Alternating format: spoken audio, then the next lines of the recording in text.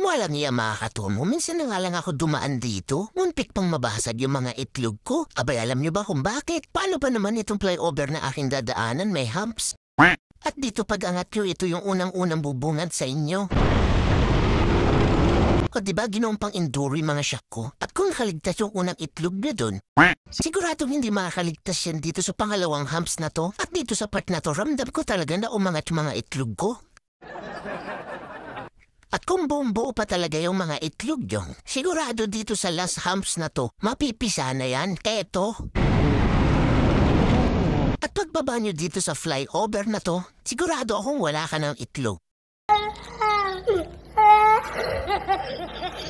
Kaya sa mga dadaan dito, abay mag-ingat kayo. Bihira lang yung ganitong flyover na may humps.